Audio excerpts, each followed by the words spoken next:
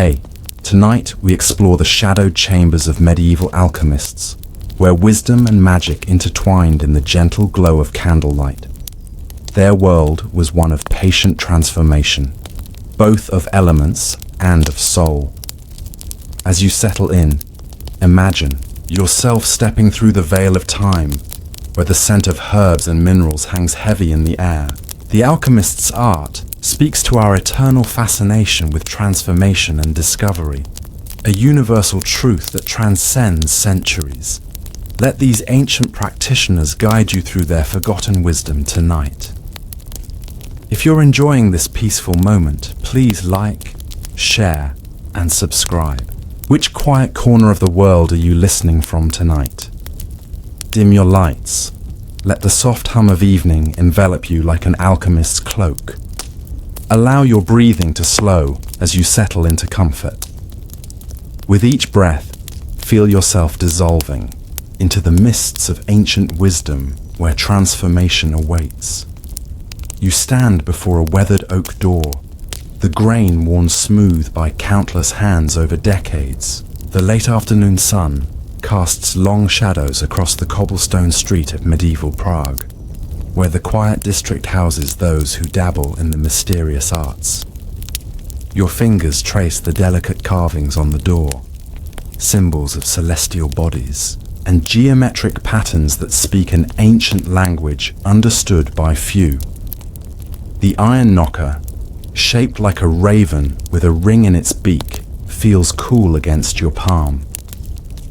With 3 gentle knocks, you announce your presence. The sound echoes briefly, and then silence returns, thick as the mist that hangs over the Vltava River in early morning. You wait, watching your breath form small clouds in the autumn air. The door creaks open, revealing a slender man with deep-set eyes, the color of amber honey. Master Johannes, the alchemist known throughout Bohemia for his knowledge of transmutation and elixirs. You have come, he says simply, his voice soft like parchment pages turning. The stars foretold your arrival. He steps aside, gesturing for you to enter his sanctuary. The doorway is low, requiring you to bow your head slightly, a humble entrance to a world of wonders. Inside, the warmth embraces you immediately. The chill of October dissolves from your bones as you take in the laboratory before you. The chamber is larger than you expected, with high ceilings crossed by dark wooden beams. Bundles of dried herbs hang from these crossings. Vervain, sage, mandrake, and others you cannot name. Their combined fragrance creates a complex perfume that fills your lungs with each breath, earthy and sweet, bitter and pungent, all at once. Remove your cloak, Master Johannes instructs, taking it gently from your shoulders and hanging it on an iron hook by the door. The heat from the Athanor must be constant for our work today. Your eyes are drawn to the furnace at the center of the room. The Athanor, heart of any alchemist's laboratory. Its glow bathes the space in amber light, reflecting off glass vessels and copper implements. Shelves line the walls, filled with countless jars, boxes, and vials. Some contain powders of vivid colors, vermilion, ochre, azure, while others hold mysterious liquids that seem to shift and change as you observe them. You seek knowledge of the philosopher's stone? Johannes asks, moving toward a large wooden table scattered with open books, their pages covered in illustrations and handwritten notes. The question hangs in the air between you. I seek understanding, you reply, the words feeling true as they leave your lips. The transformation of base to noble, of ignorance to wisdom. The alchemist's face softens, lines deepening around his eyes as he smiles. Then you have come with the proper heart. Too many seek only gold, not understanding that the true gold is knowledge itself. He gestures to a wooden stool beside the work table. Sit. We begin with the primera materia, the first matter. You settle onto the stool, its surface polished by years of use. Johannes moves with deliberate grace, selecting a mortar and pestle carved from black stone. Into it, he places what appears to be ordinary lead, dull grey and unremarkable. Observation is the first skill of an alchemist, he explains, placing the mortar before you. What do you see? The lead sits heavily in the bowl, reflecting nothing. I see lead, you respond, heavy and lifeless. Look closer, Johannes encourages. See not with your eyes alone, but with your mind's eye. The essence behind the form. You focus on the metal, allowing your vision to soften. The laboratory around you seems to fade as your awareness narrows to the contents of the mortar. The lead is not merely grey, but contains subtle variations, darker striations, areas that hold a faint luster. You notice how it rests in the bowl, conforming to the curve, surrendering to its shape. It yields, you murmur. It accepts the vessel that contains it. Very good, Johannes nods appreciatively. Lead is Saturn's metal. Patient, melancholic, receptive. It waits for transformation, just as the soul awaits illumination. He reaches for a small knife with a handle of polished bone and uses it to scrape filings from a yellow-gold mineral into the mortar. Sulfur, the active principle, the masculine force. The sulfur brings a sharp, acrid scent that tingles in your nostrils. Johannes adds a fine white powder next. Salt of mercury, the mediator between opposites. Finally, he adds several drops from a green glass vial, and the mixture begins to hiss softly. Now we begin the solvet coagula. Dissolve and coagulate, he explains, handing you the pestle. Grind with intention. Feel the materials yielding to change. You take the pestle in hand, feeling its weight, cool and substantial. With circular motions, you begin to grind the contents. The resistance is considerable at first, but as you continue, the mixture becomes more uniform. The physical effort focuses your mind, and you find yourself losing track of time. The rhythmic sound of stone against stone becomes meditative, and the muscles in your arm warm with exertion. Johannes watches silently, occasionally nodding in approval. The chamber grows warmer as the day advances, and you notice beads of perspiration forming on your brow. Still, you continue the circular motion, feeling something shift, not just in the mortar but within yourself, a synchronization of breath, movement, and intention. Enough, Johannes finally says, placing his hand gently on your wrist. The first stage is complete. You look down at your work. What was once distinct materials has become a uniform grey-black powder with a subtle metallic sheen. Johannes carefully transfers the powder into a small clay crucible, which he seals with a lid of the same material. Using iron tongs, he places the crucible into the heart of the athanor. Now comes nigredo, the blackening, he explains, closing the furnace door. Heat releases the essential nature, breaking down what was to prepare for what shall be. The alchemist moves to a side table and returns with a flagon of wine and 2 simple clay cups. He pours a measure into each and offers one to you. The work has its own rhythm. While the fire does its task, we shall restore ourselves. You accept the cup gratefully, realizing only now how dry your throat has become. The wine is rich and complex, tasting of sun-warmed grapes and distant spices. It warms your chest as you swallow, and you feel tension you didn't know you carried melting away. Tell me, Johannes says, settling into a chair across from you. What draws you to the great art? Few undertake this path without purpose. The question causes you to pause, considering. Outside, the light has changed, afternoon giving way to early evening. Through a small window, you glimpse the first stars appearing in the deepening blue sky. I seek harmony, you find yourself saying. In a world of discord, I search for the underlying unity. The philosophers speak of a time when heaven and earth were one. I believe alchemy offers a path to remembering that unity. Johannes regards you thoughtfully over the rim of his cup. A worthy pursuit. Many see only the gold at the end of the path, missing the transformation of the seeker along the way. He sets down his cup and rises, moving to a tall cabinet against the far wall. From it, he retrieves a leather-bound book, its covers worn from handling.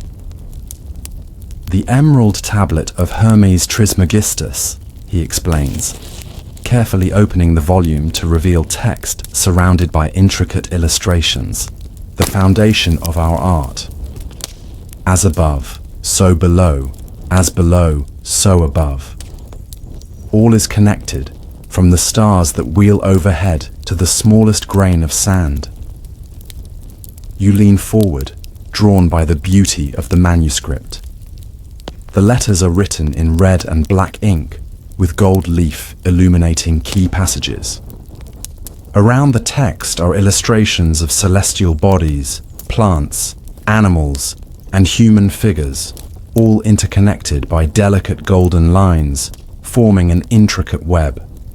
The cosmos reflects itself at every level, Johannes continues, his finger tracing one of the golden lines.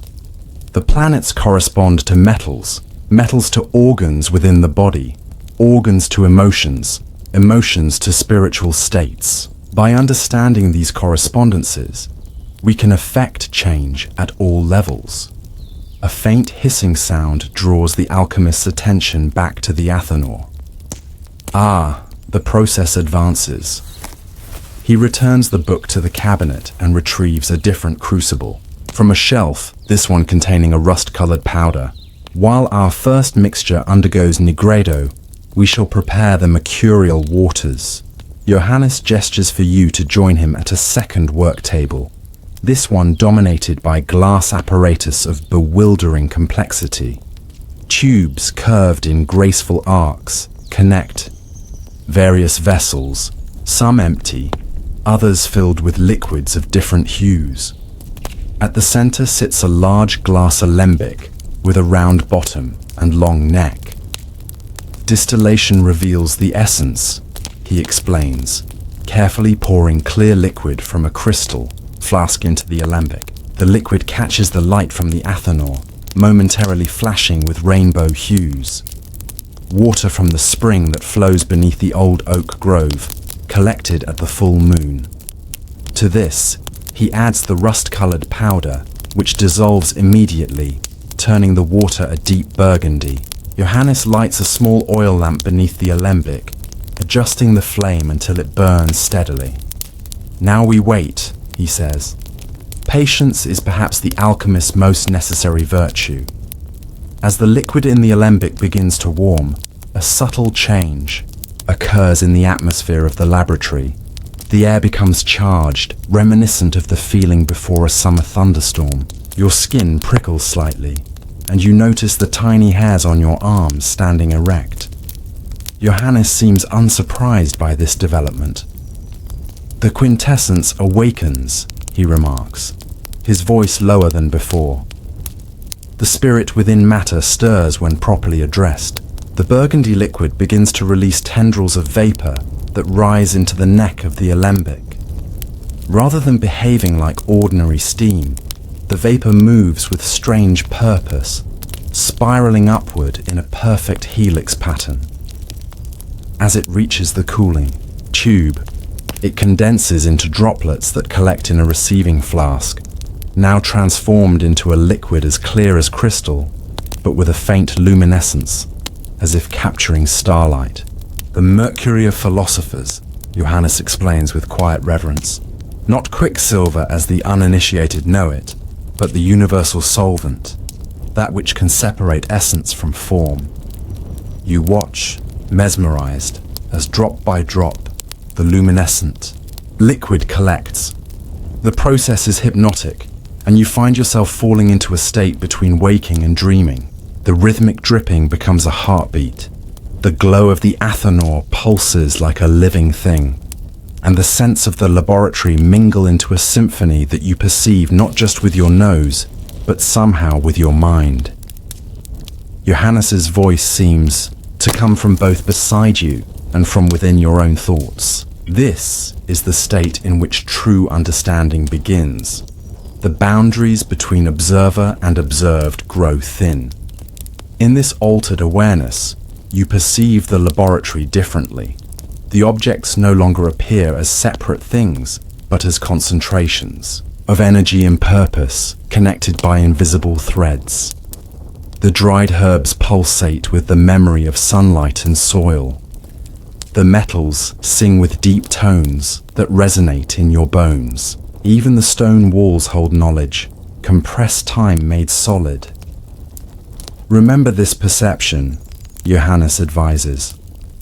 Return to it in your practice. It is the eye of the heart, which sees beyond appearances. Slowly, your awareness shifts back to ordinary perception. The laboratory resolves once more into distinct objects and materials. Johannes is removing the crucible from the athanor with long iron tongs, his movements deliberate and precise. He places it on a stone slab to cool, then turns to you with an expression of quiet satisfaction. The first transformation is complete, he announces. Now we shall see what the fire has revealed. Using a small hammer, Johannes gently cracks open the clay crucible. Inside, instead of the grey-black powder you had ground, there lies a solid mass of deep, velvety black that seems to absorb light rather than reflect it. The nigredo is achieved, he says with satisfaction. Death that precedes rebirth. The material has surrendered its former nature and now awaits new form. He transfers the black substance to a new crucible, this one made of fine porcelain with blue glaze on the exterior. With a glass rod, he adds several drops of the luminescent mercury that was distilled earlier. The black mass begins to hiss and bubble, releasing a thin wisp of white smoke that curls upward like a questioning finger. We have broken down what was, Johannes explains. Now begins albedo, the whitening. Purification follows dissolution. He seals this crucible with wax rather than a clay lid and returns it to the athanor, adjusting the air vents to create a gentler heat than before. For this phase, we need not the fierce dragon's breath, but the steady warmth of transformation. While the process continues in the furnace, Johannes invites you to the far side of the laboratory, where a narrow doorway leads to another chamber. This room is markedly different from the working space. Here are comfortable chairs with cushions, shelves lined with books, and a table set with simple but elegant ceramic dishes. A small hearth provides both warmth and a place to heat food. The body requires sustenance, even as we work with matters of the spirit, he says, gesturing for you to sit. From a covered pot hanging near the hearth, he ladles a fragrant stew into bowls, tender pieces of meat and vegetables in a rich broth seasoned with herbs. A loaf of dark bread, still warm, is torn and shared between your plates. The meal is simple but deeply satisfying, warming you from within. As you eat, Johannes speaks of his own journey into alchemy, his early studies in Cordova, where the wisdom of Greek, Arabic, and Hebrew traditions mingled freely. His travels through Italy, where he witnessed the work of masters who had recovered ancient texts. His eventual settlement in Prague, drawn by the court's interest in the Hermetic arts. I have sought the stone for 30 years, he confides, breaking off a piece of bread and dipping it into the broth. And in that time, I have come to understand that the true philosopher's stone is not a thing to be possessed, but a state to be achieved. You inquire about the dangers of the art, having heard tales of alchemists driven mad or poisoned by their experiments. Johannes nods gravely. The dangers are real, he acknowledges, both physical and spiritual. Mercury can destroy the mind if improperly handled. Arsenic compounds bring painful death. But more subtle are the spiritual perils, pride that comes from secret knowledge, obsession with gold that corrupts the soul's purpose, impatience that leads to cutting corners in processes that require perfect timing. He leans forward, his amber eyes holding yours intently. Remember always, as you work upon the materials, they work upon you. Every step in the great work has its correspondence within your own nature. After the meal, Johannes shows you his collection of texts. Some ancient papyri protected between plates of glass, others more recent manuscripts bound in leather or vellum. Many are written in symbolic language, diagrams and imagery that would be meaningless to the uninitiated. The art must be hidden yet revealed, he explains, carefully turning pages of a manuscript filled with fantastical illustrations, lions devouring suns, kings drowning in black waters, hermaphroditic figures crowned with stars. Those with eyes to see will understand. Others will see only fairy tales and nonsense. The evening deepens around you, and oil lamps are lit as daylight fades completely. The laboratory takes on a different character in this illumination. Shadows grow longer, glass vessels gleam with inner fire, and the athanor pulses like a living heart at the center of it all. Johannes consults an astrolabe, checking the positions of stars visible through his small window. The time approaches for the next stage, he announces, returning to the athanor. When he retrieves the porcelain crucible and opens it, you gasp involuntarily. The substance inside has transformed completely, from the absorptive black to a white so pure it seems to emit its own light. It resembles fresh snow under moonlight, crystalline and perfect. Albedo, Johannes says with satisfaction. The soul purified, the lunar consciousness awakened. He transfers this white substance to a vessel made of clear glass, shaped like an egg with a long neck. Now we prepare for citrinitas, the yellowing. To the white substance, he adds 3 drops of golden oil from a vial he wears around his neck. The reaction is immediate. A subtle vibration runs through the material, and a warm glow begins to emanate from within it. Solar influence enters, Johannes explains. Consciousness expands. Illumination begins. He seals the glass vessel with a special wax that he prepares by mixing several substances and chanting words in a language you do not recognize. The sealed vessel is placed in a special cradle within the athanor, where it will be subjected to a precise temperature. Now comes the most critical vigil, Johannes tells you. The heat must be maintained exactly, neither too hot nor too cool. We must watch through the night. Hours pass as you both tend the athanor. Johannes teaches you to read the signs, the color of the flame, the sound of the fire, the subtle changes in the substance visible through the glass vessel's wall. The work is demanding, but strangely peaceful. There is a rightness to the rhythm of adding small pieces of charcoal, adjusting air vents, observing transformations. As midnight approaches, the white substance begins to take on a pale golden hue at its edges. The change is subtle at first, then more pronounced. By the time the church bells across the city toll midnight, veins of gold run through the white like sunrise breaking through clouds. It progresses well, Johannes murmurs, satisfaction evident in his voice. The solar and lunar principles begin their sacred marriage. The night deepens. You take turns watching the Athanor, while the other rests briefly in one of the chairs. The laboratory is filled with gentle sounds, the crack and whisper of the fire, the occasional clink of glass implements, the soft breathing of the resting alchemist. Outside, an owl calls 3 times, its voice carrying clearly through the night air. A good omen, Johannes remarks. The bird of wisdom approves our work.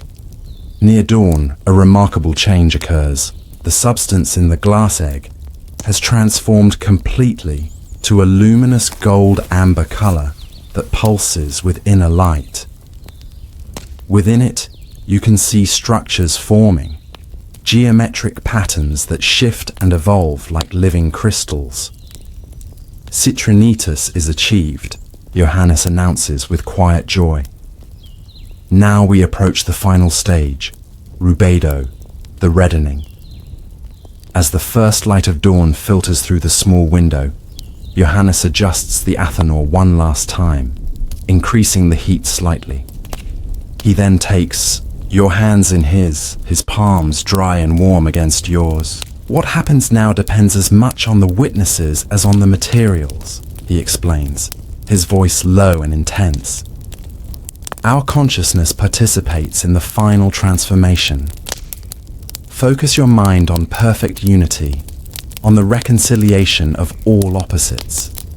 You close your eyes, following his instruction.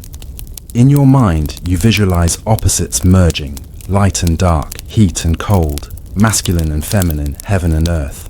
You feel a strange sensation, as if your awareness is simultaneously expanding outward to the stars and contracting inward to the infinitesimal point at your center. These directions, seemingly opposed, are somehow the same movement. When Johannes squeezes your hands gently, you open your eyes. The chamber is filled with a rosy light that seems to emanate not from any single source, but from the air itself. The glass egg in the Athanor glows with a deep ruby red, pulsing, living color that speaks of completion and perfection. Rubedo, Johannes whispers.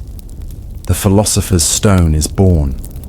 With reverent movements, he removes the glass vessel from the Athanor and places it on a special stand of silver and copper. The red stone within continues to pulse with inner light, seeming to breathe with a rhythm that matches your own heartbeat. Few ever witness this moment, Johannes tells you, his face transformed by wonder despite having seen this miracle before. The culmination of the great work, matter elevated to its highest potential, spirit made tangible. He carefully breaks the seal on the glass vessel and, using silver tongs, removes a small portion of the red stone, no larger than a pea. The rest he quickly reseals in a small crystal vial that he returns to the chain around his neck. Now for the demonstration of its power, he says, moving to another work table where a crucible of lead waits, already molten from the heat of a small brazier. With ceremonial gravity, Johannes drops the tiny fragment of red stone into the liquid lead. There is a moment of absolute stillness, as if the universe itself holds its breath. Then, a transformation more miraculous than any you have witnessed. The dull grey lead shifts, changes, glows from within. When Johannes pours the content of the crucible into a waiting mold, what flows is not lead but pure, radiant gold. The transmutation is complete, he states simply. Base metal to noble, ignorance to wisdom, separation to unity. As the gold cools, Johannes turns to you with an expression both solemn and joyful. You came seeking knowledge, and you have witnessed the great work from Nigredo to Rubedo. But remember, the gold is merely a sign of the true transformation, which occurs within the alchemist. He takes your hand and places in your palm a small leather pouch, a fragment of the stone. Not enough for transmutation of metals, but sufficient to begin your own great work. Study what you have witnessed. Return when the stars align again. Dawn has fully broken now, and sunlight streams through the small window, illuminating dust motes that dance in the air like tiny stars. The laboratory feels different, both more ordinary in the daylight and somehow forever changed by what has transpired during the night. Johannes helps you don your cloak once more. The weight of the leather pouch in your pocket feels significant beyond its physical presence, a responsibility as much as a gift. At the door, the alchemist offers a final counsel. Remember that all transformation begins with patient observation, proceeds through willing dissolution, and culminates in new integration. As in the laboratory, so in life. The philosopher's stone exists not only in matter, but in mind and heart. You step out into the morning air of medieval Prague, the city now awakening to its daily rhythms. Bakers open their shops, merchants arrange their wares, and the great clock in the square prepares to mark the hour. You are the same person who knocked on the alchemist's door yesterday, yet profoundly changed, carrying within you both the secret knowledge and the transformative questions that are the true inheritance of the alchemical tradition. And now, this story draws to a close. Take a deep breath as we gently move forward in time into the next chapter of your journey. As the mists of time shift and reform around you, the cobblestone streets of Prague dissolve, giving way to the shimmering waters and marble palaces of a different age. Venice emerges from the fog, a dream city floating on water, where secrets flow through hidden canals and ancient wisdom takes on new forms. You find yourself on a narrow stone bridge arching over one of Venice's countless small canals. The evening air is thick with salt and mystery, carrying distant notes of music and laughter from a carnival celebration several canals away. Beneath you, the dark water reflects the crescent moon and scattered stars, the ripples breaking their perfect forms into shards of trembling light. Your hands rest on the weathered stone balustrade, cool and slightly damp from the perpetual moisture that defines this floating city. It is 1589, and Venice stands at the crossroads of worlds, a republic of merchants and artists, diplomats and spies. The city's wealth flows from the east in ships laden with spices, silks, and secrets. Among those secrets are the formulas and recipes guarded by those who practice the hermetic arts in the shadow of the Doge's watchful eye. You are here seeking one such practitioner, not one of the well-known alchemists who serve wealthy patrons, but someone more elusive. The directions you received in the back room of a spice merchant's shop were cryptic. Cross 3 bridges from the Campo San Barnaba. At the 4th canal, follow the path of the swallow. Where rosemary meets the water, look for the door marked with the silver crescent. This is the 3rd bridge, and below you, the 4th canal stretches into shadows. As you descend the steps on the far side, a swallow darts overhead, its flight path swift and decisive. You follow its direction, walking alongside the canal where tall, narrow houses rise directly from the water, their foundations constantly embraced by the lagoon's gentle lapping. The path narrows, becoming little more than a ledge between buildings and water. Few venture this way after sunset, but your need is greater than your caution. The scent of rosemary suddenly intensifies, and you spot a small garden box extending from a low window. The fragrant herb spills over the sides, its tips nearly touching the water below. Beside this window is a door of dark wood, weathered by centuries of salt air. Almost invisible against the aged wood is a small silver crescent, tarnished to near blackness, but catching just enough moonlight to be discerned by a searching eye. You raise your hand to knock, but hesitate, suddenly aware of the magnitude of what you seek.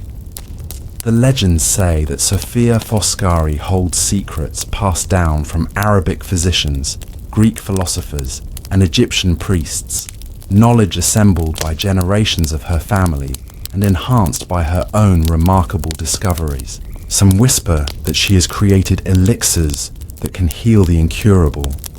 Others that she knows the formula for liquids that can dissolve any substance, even gold. The Doge's physicians consult her in secret when their own remedies fail. And see, captains bring her rare ingredients from distant shores in exchange for protections against storm and disease. Your own quest is both simpler and more complex.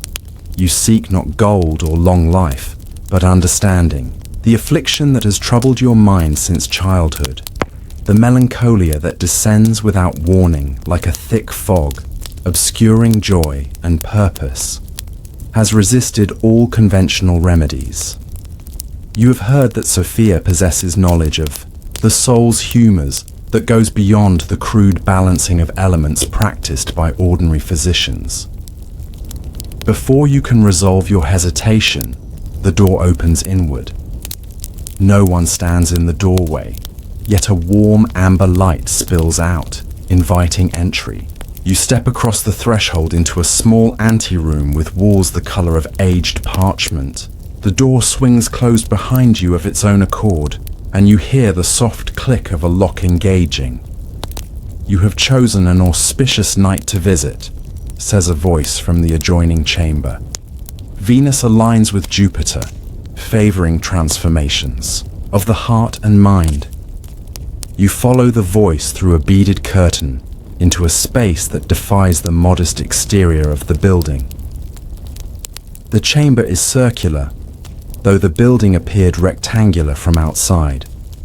Its walls are lined with shelves, containing hundreds of bottles, jars and boxes, each meticulously labelled in a flowing script.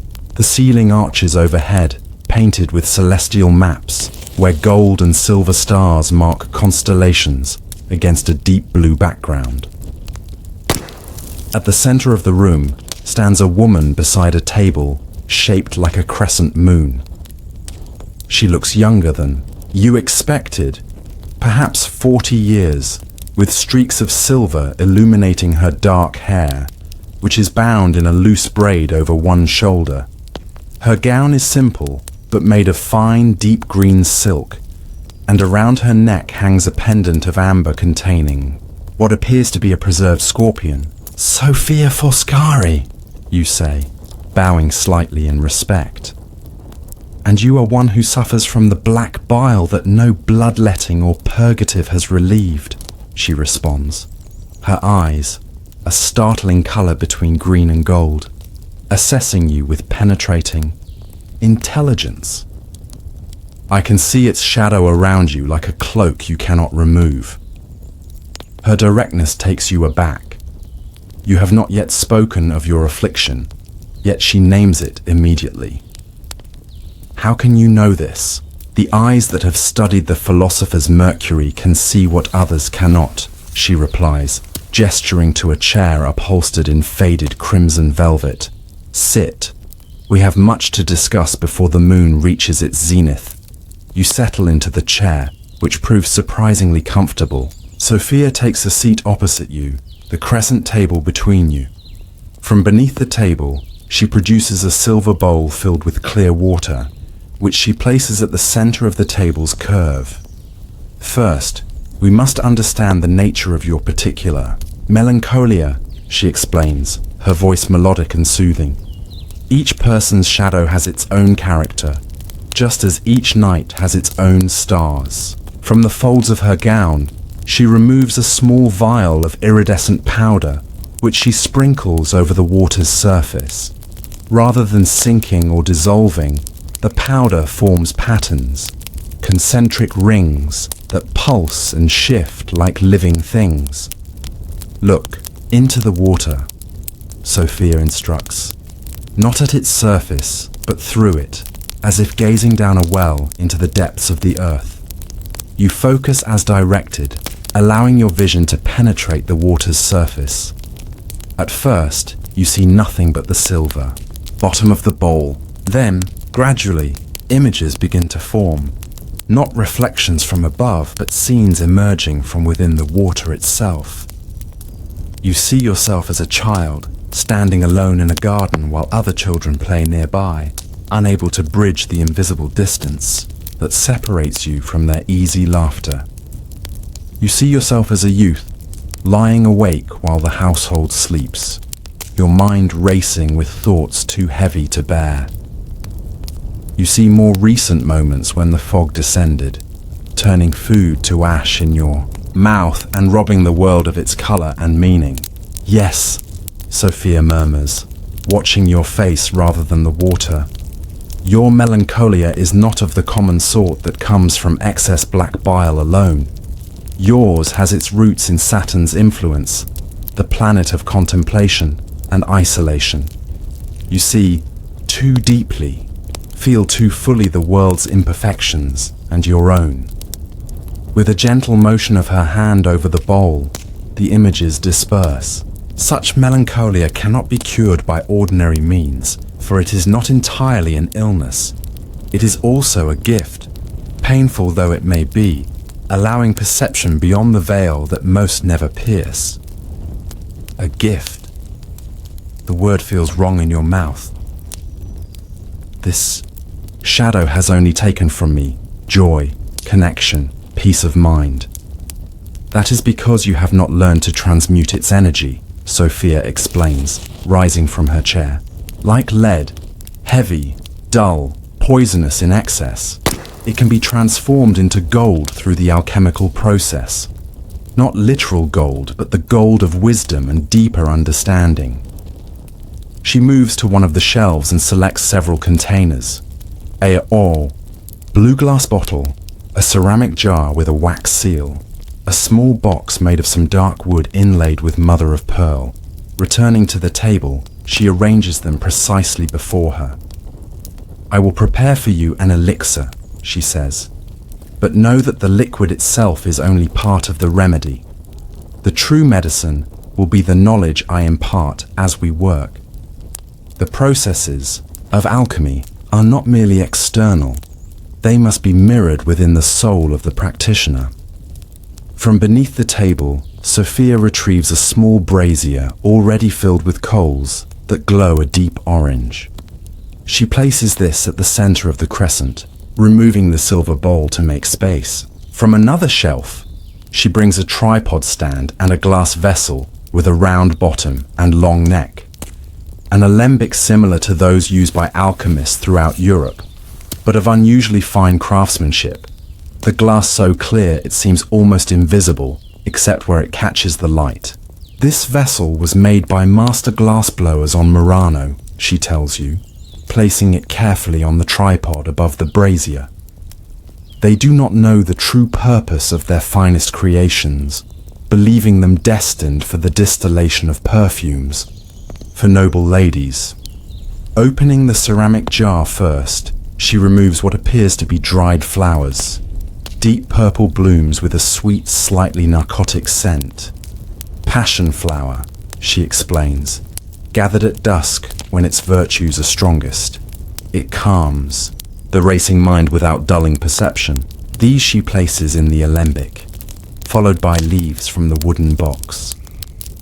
Melissa, known to some as lemon balm. It lifts the spirit while soothing the heart. A reconciliation of opposites in a single herb. From the blue bottle, she pours a measure of clear liquid. Water from the seventh wave at midnight during the spring tide. It carries the rhythm of the sea, which answers to the same celestial forces that govern our humors. As the mixture begins to warm, Sophia adds more ingredients. A pinch of powder that sparks briefly when it touches the liquid. 3 drops of a golden oil that spreads in perfect circles on the surface. A small crystal that dissolves completely, while turning the liquid momentarily blue before it returns to transparency. Each element corresponds to an aspect of your being, she explains, adjusting the position of the alembic slightly. The visible transformations we observe mirror the changes we seek within. The liquid begins to simmer, releasing fragrant steam that rises into the neck of the alembic. Sophia watches this process with focused attention, occasionally murmuring words in a language you do not recognize, perhaps Arabic or something older.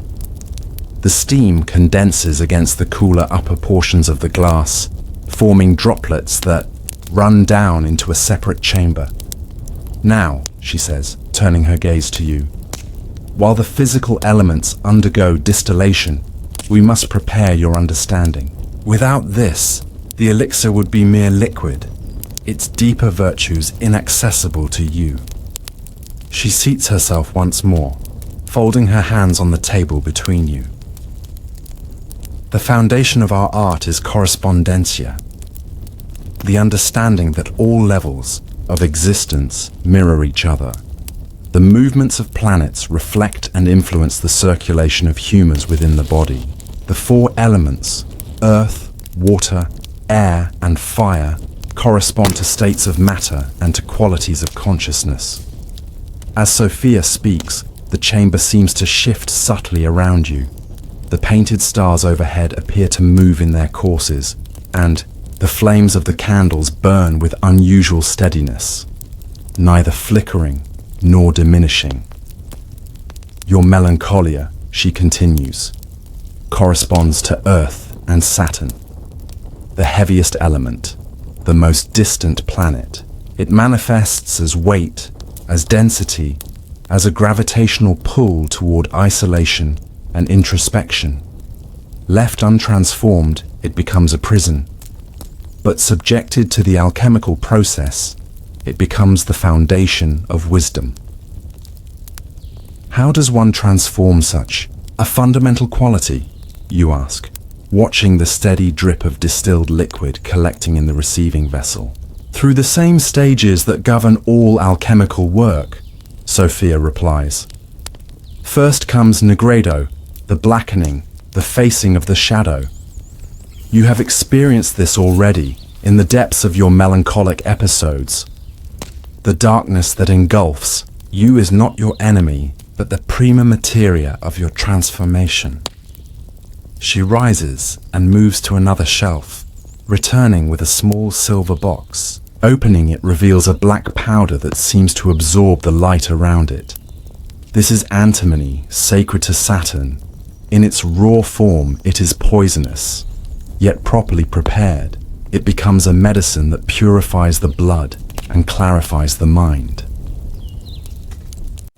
Taking a tiny amount on the tip of a silver spatula, she adds it to the distilling mixture. The liquid immediately darkens, turning the color of night. After nigredo comes albedo, the whitening. This is the stage of purification, where the essential nature is separated from the corrupting elements. In the soul's work, this means distinguishing between true insight and mere rumination, between meaningful solitude and harmful isolation. From a drawer beneath the table, Sophia produces a small packet wrapped in white silk. Unwrapping it reveals a piece of crystalline salt that catches the light in facets. Lunar salt, she explains, gathered where sea foam dries on rocks never touched by human feet. This too she adds to the alembic.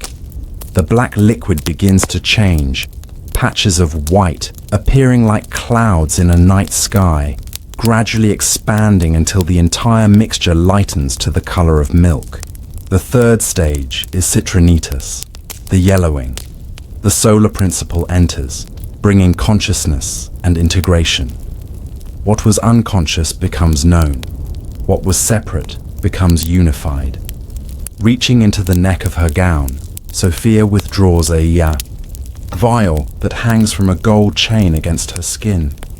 Within the vial is a substance that glows with a warm amber light. 3 drops only, she murmurs, carefully adding this precious substance to the whitened mixture. The reaction is beautiful to behold. Golden light spreads through the liquid in spirals and whirls, transforming its color to a warm yellow that pulses with inner luminosity. Finally comes rubedo, the reddening. This is the completion of the work, where opposites are reconciled and the philosopher's stone is born. In the inner work, it represents the full integration of the shadow and the light, the conscious and unconscious, the personal and universal. For this final edition, Sophia does something unexpected. Using a silver needle, she pricks her own fingertip, allowing a single drop of blood to fall into the alembic. The final catalyst must come from life itself, she explains. The universal principle must be joined with the particular. The golden liquid deepens to ruby red, acquiring a clarity and brilliance that seems to emanate from within.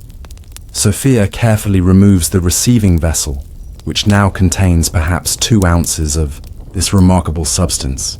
She pours it into a small crystal vial, which she seals with wax impressed with a symbol combining a crescent moon and a 6-pointed star. Your elixir is complete, she says, holding it up to the light. 3 drops in water each morning as the sun rises and 3 drops in wine each evening as it sets. But remember, the liquid is merely the external form. Its true power lies in awakening the corresponding transformations within yourself.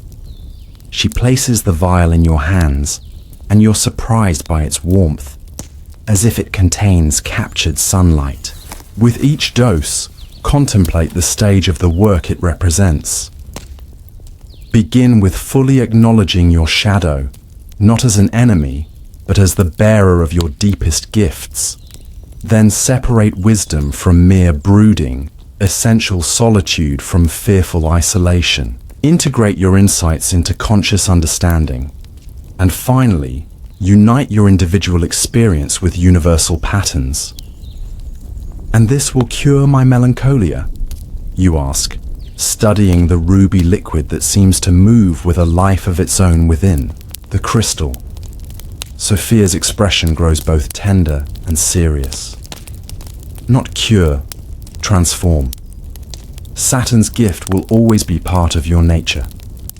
But instead of experiencing it only as a burden of lead, you will discover within it the gold of unique perception.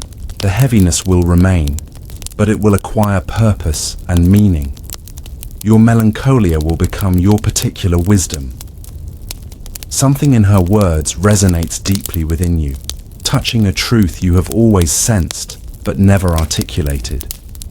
There is a rightness to this understanding that goes beyond rational explanation. There is more I would teach you, Sophia continues, for the elixir is but a beginning.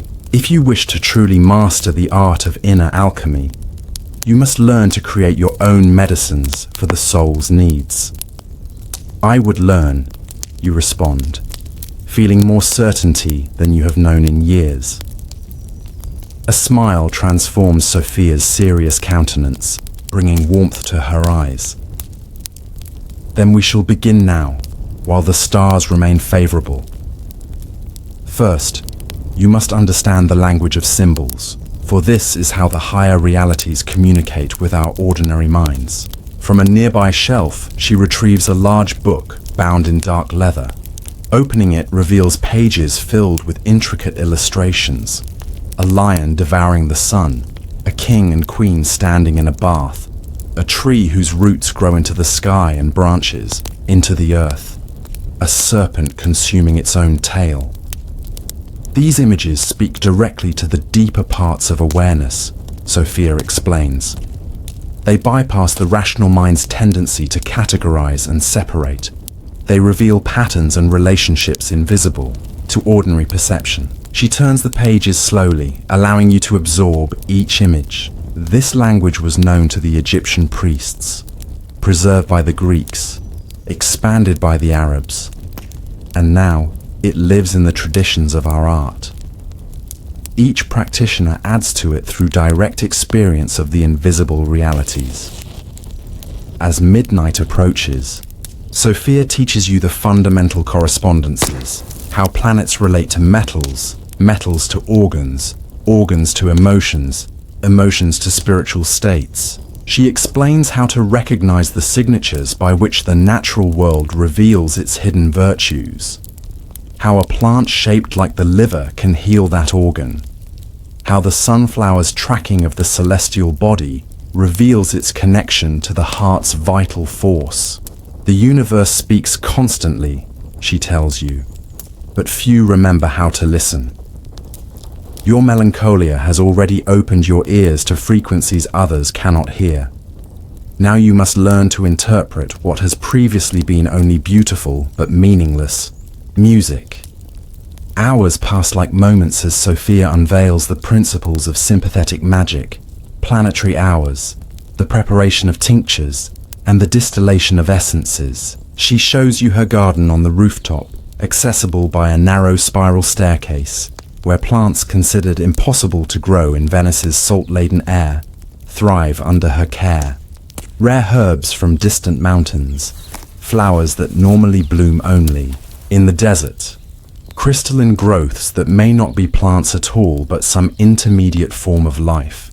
I have created here a microcosm, she explains, as you marvel at the improbable abundance. Each plant grows not just in soil, but in correspondence with its celestial counterpart. The arrangements mirror constellations, the watering follows lunar rhythms, the harvesting observes planetary hours. In one corner of this remarkable garden stands a tree you do not recognize, with silver-grey leaves and small fruits like translucent pearls. This is the greatest treasure, Sophia says, reverently touching a branch. The last descendant of a tree that grew in the hanging gardens of Babylon. Its fruits contain memory itself, the accumulated wisdom of thousands of years. She plucks one of the pearl-like fruits and offers it to you. Taste, but do not swallow the seed at its center. It must be returned to the earth, or planted only with specific intention. You place the fruit in your mouth. The flesh dissolves instantly on your tongue, releasing a flavor impossible to describe. Something like honey, but sharper, like citrus, but deeper, with notes that remind you simultaneously of star-filled nights and sun-warmed stones. As the flavor spreads, so do images and sensations. Desert winds carrying the scent of spices, the cool darkness of ancient temples, the whispered chants of robed figures tending sacred fires. These are not your memories, yet for a moment they are experienced as intimately as your own life. When the vision fades, you find yourself holding the seed, a perfect sphere the color of moonlight. Following Sophia's instruction, you place it in a small soil-filled pot she provides. If it grows for you, she says, you will have a living library of the ancient wisdom. But it is particular about those it serves. It responds to genuine seekers and withers in the presence of those motivated by power or greed. As dawn approaches, you return with Sophia to the chamber below. The quality of light has changed, the candles now seeming dim against the growing natural illumination that filters through high, narrow windows of colored glass. Before you depart, Sophia says, there is one more lesson, perhaps the most important. The true philosopher's stone is not created in crucible or alembic. It is formed within the heart of the alchemist through the harmonization of all aspects of being.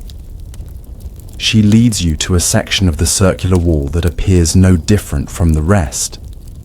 Touching specific points in a precise sequence, she causes a hidden door to open, revealing a small inner sanctum dominated by a standing mirror in a frame of intertwined silver and gold serpents. This is the speculum mentis, The mirror of the mind, Sophia explains.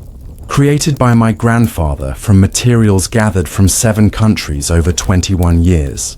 It reflects not the physical form, but the state of the soul, she gestures, for you to stand before it. Instead of your familiar reflection, you see yourself transformed, your features recognizable but illuminated from within, your eyes deeper and more knowing, your countenance bearing both the gravity of Saturn and a serene joy that you have rarely experienced. This figure stands surrounded by a mandala of light that shifts in color from deep indigo at its outer edge through all the spectral colors to a brilliant white gold at the center. This is your potential self, Sophia tells you softly. The integration of all you are and can become. The inner philosopher's stone that transcends and includes your melancholia, transforming it into its higher octave. The saturnine wisdom that perceives the eternal within the temporal. The image in the mirror shifts slightly, and you see this. Potential self engaged in healing work, preparing medicines of both physical and spiritual potency, teaching others who bear the weight of heavy planets in their birth charts. You see yourself writing a manuscript illuminated with symbols that convey directly to the soul what words cannot express.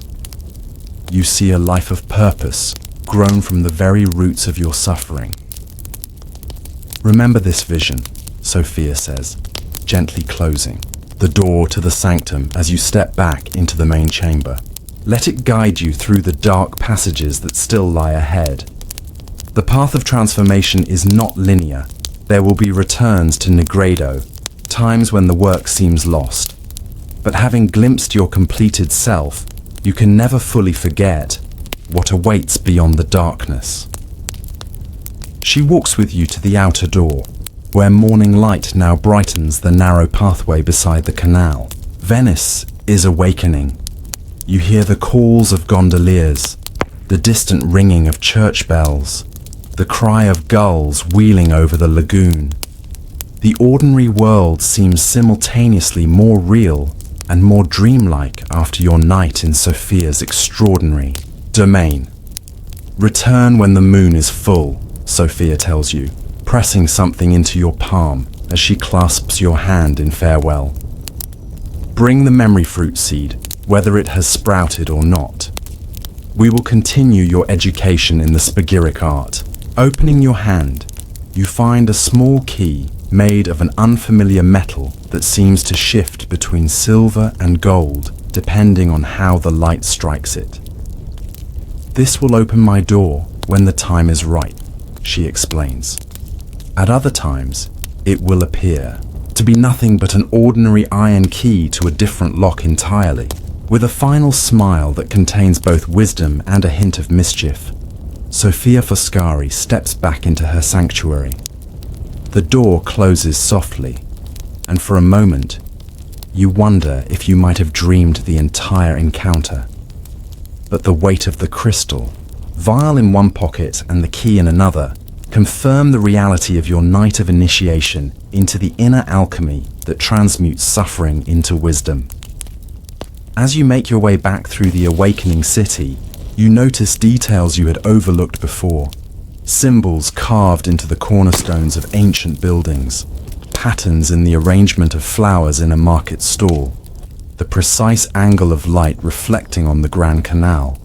The world has not changed, but your perception of it has shifted subtly, revealing correspondences and connections previously invisible to your awareness. You pause on one of the larger bridges, watching the interplay of light and water below. A gondola passes, the boatman singing softly to himself rather than to impress passengers. The melody strikes you as familiar, though you know you have never heard it before. Perhaps it resonates with one of the ancestral memories awakened by the fruit of Babylon's tree. Withdrawing the vial of ruby elixir from your pocket, you study it in the morning light. Within its depths, you seem to see landscapes forming and dissolving, mountains, forests, oceans, deserts, as if this small amount of liquid somehow contains the essence of the entire world. The medicine for your melancholia is not an escape from reality, but a deeper immersion in its true nature.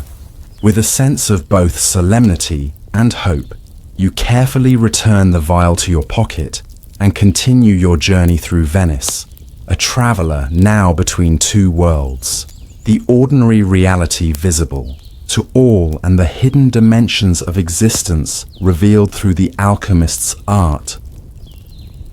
Your burden has not vanished, but it has acquired purpose. Saturn still rules certain chambers of your soul, but now you recognize this not as a curse, but as a particular gift, a specific lens through which you perceive depths invisible to those born under lighter stars.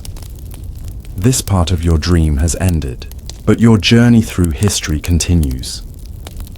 The waters of Venice recede from your vision as time shifts once more. Desert winds now caress your face, carrying the mingled sense of spice, smoke, and mystery. The call of muezzins echoes across rooftops, and beneath the blazing sun, Cairo reveals its secrets to those patient enough to listen. You move through the crowded souk, where afternoon shadows are beginning to lengthen across the narrow pathways between stalls. Cairo, in the year 1267, pulses with life and commerce, the crossroads where Africa meets Asia, where knowledge flows along the same routes that carry silks and spices. The air is thick with the sense of cumin and coriander, roasting meats, dust, and humanity. Merchants call out their wares in musical Arabic, while veiled women examine fabrics with expert fingers, and men in turbans of varying colors denoting their faiths and occupations haggle with practiced enthusiasm. You are searching for something specific in this labyrinth of commerce, a shop mentioned in whispers by a scholar you met in the House of Wisdom. Seek the perfumer who bears the mark of the crescent beneath his right eye, the scholar told you. His visible wares are sought by caliphs and sultans, but his true treasures lie below the earth, where the ancient art continues away from prying eyes. The perfumer's section of the souk announces itself to your nose before your eyes can confirm its location. A symphony of scents both delicate and potent. Rose and jasmine, frankincense and myrrh, ambergris and musk, each note distinct yet harmonizing with the others. You pass several establishments where artisans display their crystal bottles and elaborately decorated ceramic vessels, but none of the proprietors bears the mark you seek. As the call to afternoon prayer sounds across the city, many of the merchants begin closing their stalls, covering their wares with cloths before heading to nearby mosques. The crowds thin, and in this momentary quiet, you notice a small shop set back from the main thoroughfare. Unlike the other perfumers with their prominent displays, this establishment is marked only by a simple wooden sign bearing the image of a distillation apparatus. A man sits in the doorway on a low stool, grinding something with mortar and pestle. His beard is neatly trimmed with touches of grey at the chin, and his hands move with the confident precision of someone who has performed the same action thousands of times. When he looks up at your approach, you see it, a small crescent-shaped birthmark beneath his right eye, exactly as described. "Peace be upon you," you offer in careful Arabic.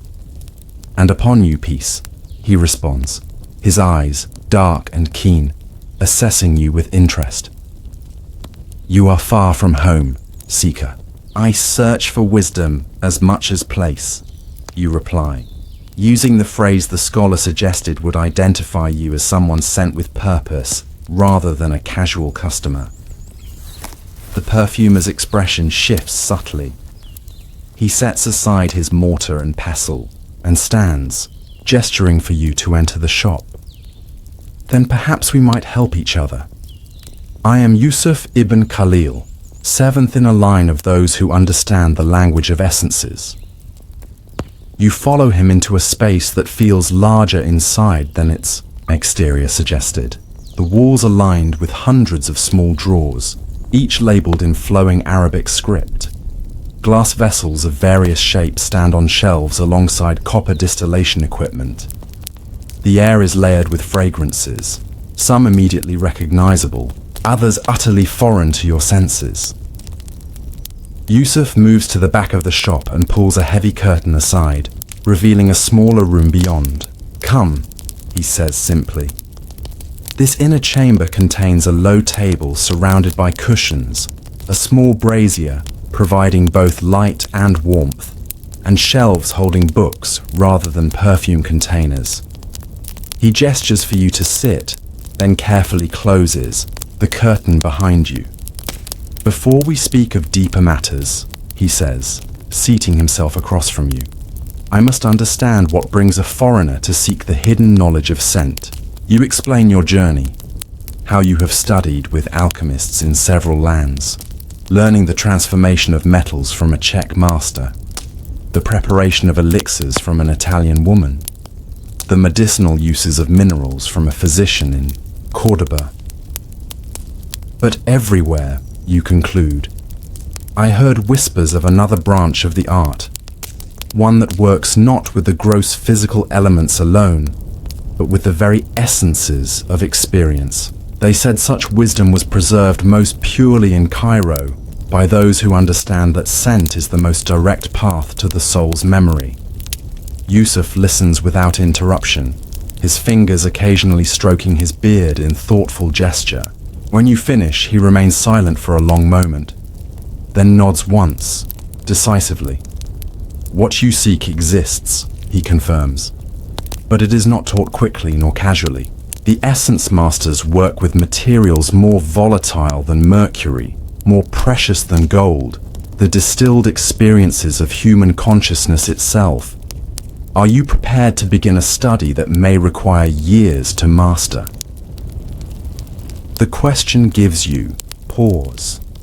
You had not anticipated a commitment of years, having become accustomed to receiving knowledge in concentrated form from those who recognized your aptitude. Yet something in Yusuf's manner suggests that what he offers cannot be rushed or compressed.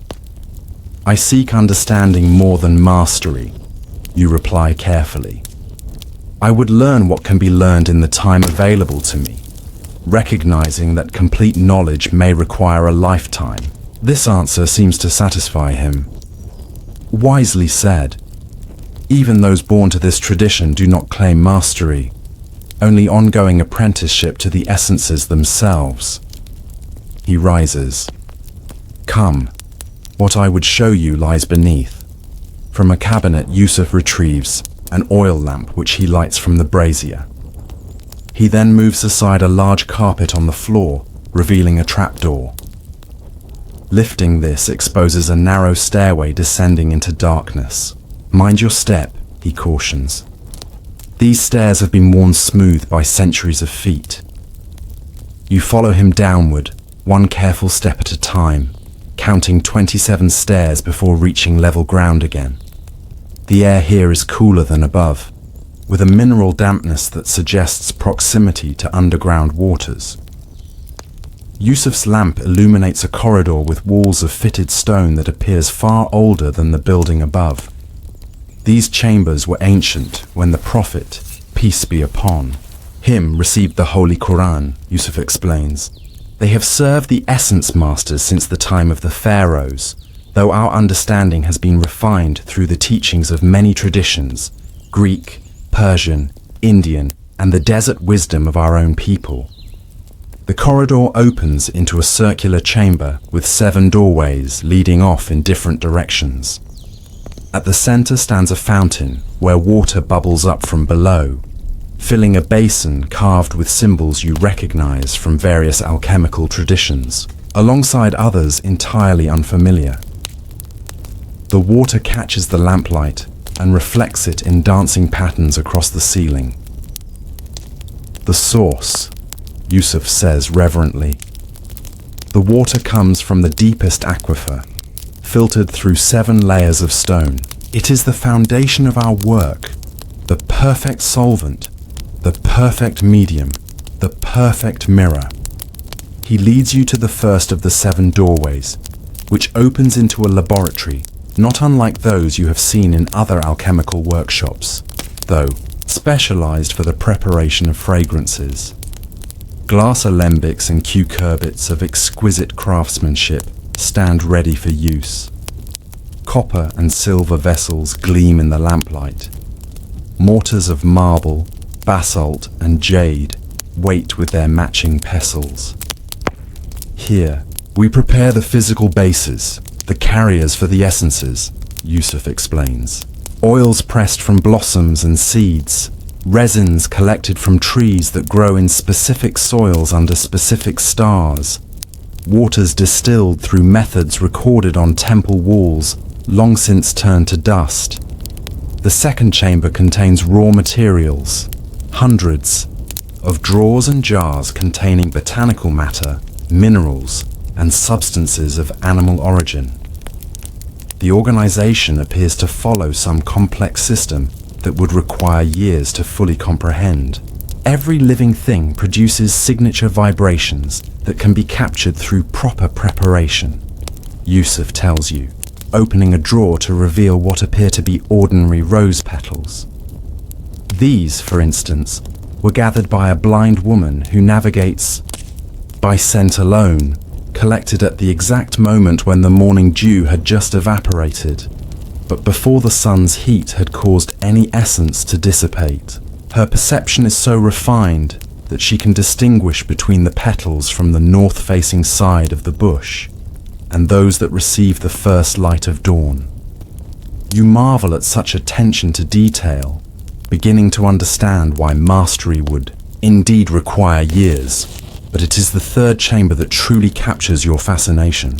Here, 7 small fountains line the walls, each bubbling with liquid of a different color: ruby red, amber gold, emerald green, sapphire blue, violet, silver, and crystal clear. The center of the room is dominated by a complex apparatus that combines aspects of astronomical instruments with distillation equipment. This is the Chamber of Essences, Yusuf says, his voice dropping to near whisper, though you are alone in the underground complex. Here we work not merely with physical materials, but with the quintessence that animates them, what some traditions call spirit, others call life force, and still others have no name for at all. He approaches one of the fountains, the ruby, red, and fills a small crystal cup with its liquid. This contains the distilled essence of courage, he explains, not the crude preparation that might be made from herbs associated with Mars or the heart, but the actual experience of courage itself, captured at the moment of its purest expression. Your skepticism must show on your face, for Yusuf smiles slightly. You wonder how an experience can be distilled into physical form. The answer lies in understanding that what we call physical and what we call spiritual are not separate realms, but different densities of the same reality. Just as water can exist as solid ice, flowing liquid, or invisible vapor while remaining H2O in essence, so too can experiences exist in various states of manifestation. He offers you the crystal cup. A single sip only, he cautions. These essences are potent beyond ordinary conception. You accept the cup, noting that the liquid has no detectable scent, despite being in the workshop of a perfumer. When a drop touches your tongue, the effect is immediate and extraordinary. Heat spreads through your body from center to periphery. Your spine straightens involuntarily, and your vision sharpens as if a veil has been lifted. More than these physical changes, however, is the emotional and mental shift. Fear dissolves completely, replaced by a calm readiness to face whatever may come.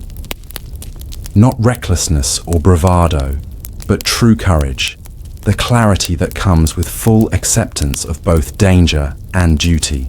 What you experience is the distilled moment when a mother lifted a fallen beam that would have crushed her child. when a scholar spoke truth before a tyrant knowing it meant his death, when a physician tended the infected wounds of plague victims while others fled, Yusuf explains. We captured the essential pattern of their consciousness at these moments of perfect courage. The effect fades gradually over several minutes, leaving behind both a memory of the state and a subtle change in your ordinary awareness. As if having experienced perfect courage once, you now carry a seed of it within you always. This is but one of the 7 primary essences, Yusuf continues. There is also compassion, wisdom, serenity, joy, devotion, and harmony. From these 7, in various combinations and proportions, we can recreate the entire spectrum of human emotional and spiritual experience. And from these creations, we prepare the perfumes that are our public work, shadows and echoes of the true essences, diluted and disguised for those who are not ready for direct exposure to such potent materials. Moving to the complex apparatus at the room's center, Yusuf explains its function. This is the essence capture device, designed according to principles passed down through 30 generations of essence masters. It allows us to distill and stabilize the vibrational patterns of peak experiences. The apparatus consists of a central chamber made of rock crystal, surrounded by 7 adjustable mirrors of different metals. Above this hangs a complex assemblage of lenses and prisms that can be positioned to direct light in precise patterns. Below, a series of glass tubes leads to 7 receiving flasks. The process begins with a volunteer, someone experiencing a state of consciousness worthy of preservation, Yusuf explains. They sit within a chamber adjoining this one, focusing their entire being on the experience while we adjust the apparatus to resonate with their particular vibrational pattern. The essence is not taken from them. Rather, it is copied, like light reflecting in a mirror without diminishing its source. You examine the device with growing appreciation for its sophistication. What appeared at first glance to be simple alchemy has revealed itself as something far more advanced, a technology for working directly with consciousness itself. Where do you find such volunteers, you ask? Surely moments of perfect courage or wisdom are rare. Some come to us, saints and sages who wish to preserve their realizations for the benefit of others. Some we seek out, individuals known for embodying particular virtues, and some we prepare through specific practices and substances that temporarily elevate consciousness to the required state. Yusuf adjusts one of the mirrors slightly, aligning it with more precision. The most difficult essences to capture are those that arise spontaneously in ordinary people during extraordinary circumstances. For these, we must be ready at a moment's notice, which is why Essence Masters maintain a network of observers throughout the city and beyond. He leads you through the remaining 4 chambers, one containing a library of scrolls, recording the formulas and methods developed over centuries. Another serving as a meditation space where Essence Masters prepare their own consciousness for the delicate work. A third filled with completed perfumes, organized according to their effects rather than their ingredients. And finally, a small room containing 7 beds. Our most precious essences are not stored in vessels, but in living minds, Yusuf explains, gesturing to the beds. 7 apprentices serve as carriers, each holding the complete vibrational pattern of one primary essence. They undergo years of preparation to become suitable vessels, achieving a purity of consciousness that allows them to maintain the essence uncontaminated by their personal thoughts and emotions. You note that the beds appear regularly used, but are currently empty. Where are these apprentices now? They move throughout the city, living ordinary lives for part of each day. This prevents the essences from becoming too concentrated, which could be dangerous for the carriers. They will return at sunset for the evening practices. Yusuf leads you back to the central chamber with its 7 doorways. What you have seen represents the accumulation of knowledge from many traditions.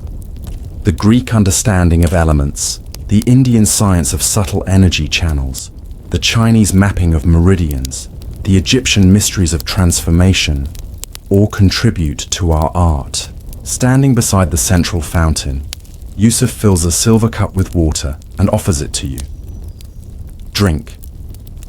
This water has been prepared with a subtle catalyst that will enhance your perception temporarily, allowing you to experience a demonstration of our work. The water tastes ordinary at first, then develops a slight mineral tang that tingles on your tongue. As you swallow, a pleasant warmth spreads through your body, followed by a heightened clarity of perception. Colors become more vivid, sounds more distinct, and, most notably, your sense of smell sharpens dramatically. You can now distinguish dozens of subtle scents in the chamber that were imperceptible before. The mineral composition of the stones, the oils from the lamp, the distinct personal scent of Yusuf himself, even traces left by others who have visited this place over the years. Good. Yusuf nods, observing the change in your demeanor. Now you are prepared to understand what we truly do. From within his robes, he produces a small vial of dark glass. This contains one of our most complex creations, what we call the memory of paradise. It combines essence captures from moments of perfect harmony experienced by a Sufi master, a Jewish rabbi, a Christian monk, and a Hindu sannyasin, each during their most profound spiritual realizations. He removes the stopper and allows a single drop to fall onto a small ceramic dish. Instantly, the chamber is filled with a fragrance that defies description in ordinary terms. It is not merely pleasant or beautiful, it is revelatory. Each breath draws you deeper into an experience of unity and belonging so profound that tears spring to your eyes. You recognize this not as a mere smell, but as truth made sensible. The direct perception that all existence is one interwoven reality, that separation is illusion, that love is the fundamental nature of consciousness itself. The experience peaks, and then gradually subsides, though its impact remains, having altered something essential in your understanding. When you can speak again, you ask, how is this possible? How can a scent convey such completeness? Scent bypasses the analytical mind, Yusuf explains. It speaks directly to the most ancient parts of our brain and to subtle energy centers that other sensory inputs cannot access so directly. What you experienced was not just a smell, but a complete vibrational pattern that resonated with and temporarily awakened the same pattern within your own consciousness. The paradise you glimpsed exists already within you. The essence merely reminded you of what you have always known but forgotten. He reseals the vial carefully. Such essences are not given lightly.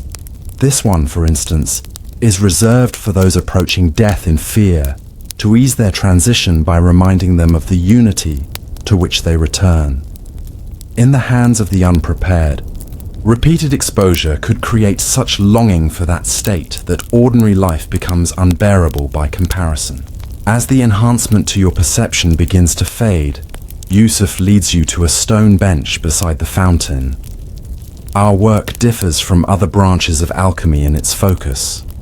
Where others seek to transform lead into gold, we transform fear into courage, hatred into compassion, confusion into wisdom.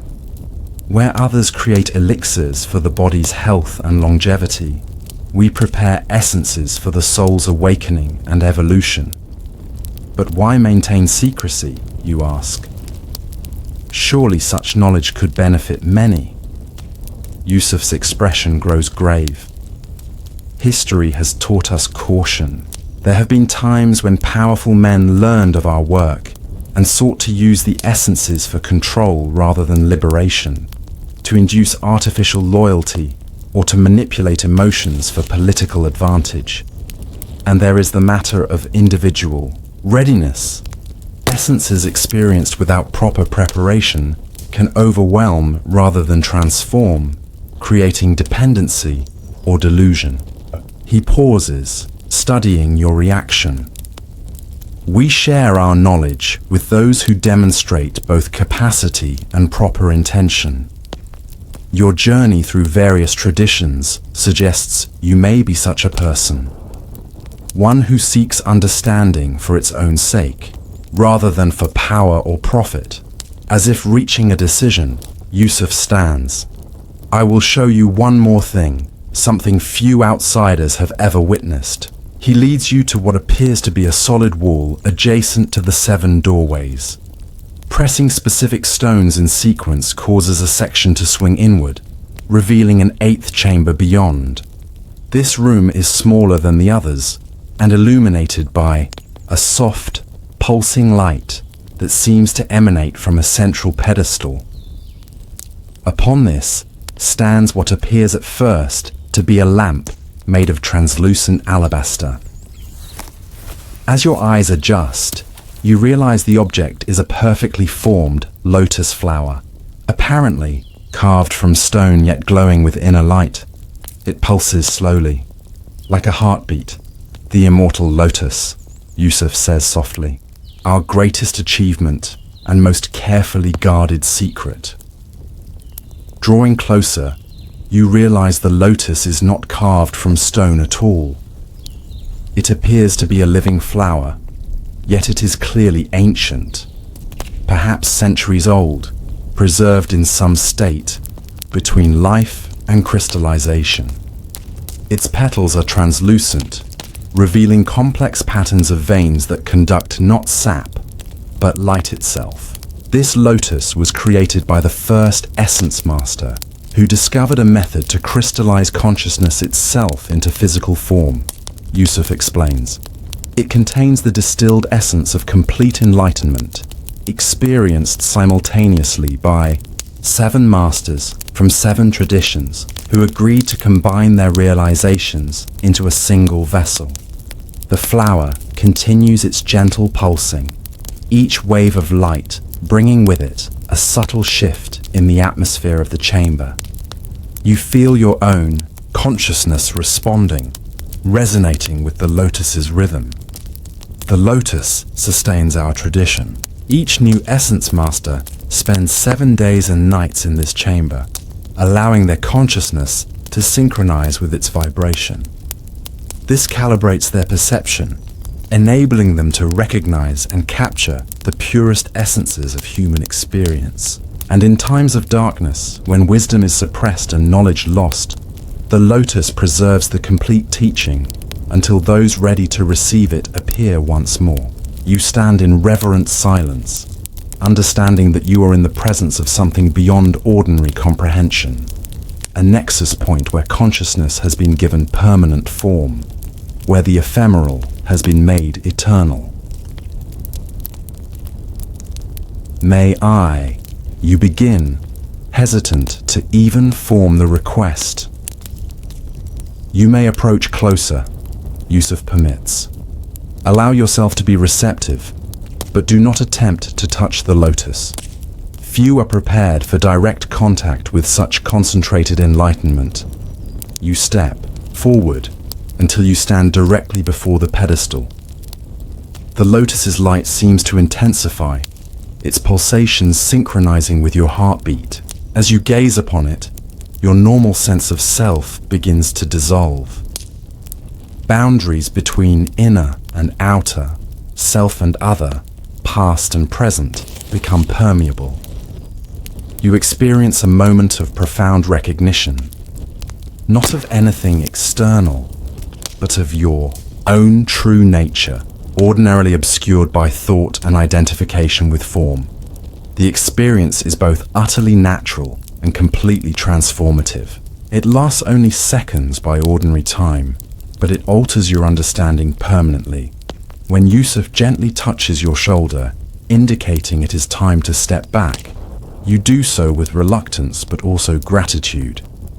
You sense that longer exposure might have overwhelmed your capacity to integrate the experience. You have received its blessing, Yusuf observes. The lotus shares what each is ready to receive, no more, no less. As you leave the chamber and Yusuf reseals the hidden door, you feel both humbled and expanded by what you have witnessed.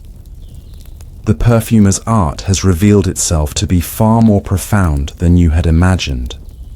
Not merely the creation of pleasant scents, but the preservation and transmission of the higher states of human consciousness. What you have seen today represents the culmination of thousands of years of inner science, Yusuf tells you as you return to the central fountain.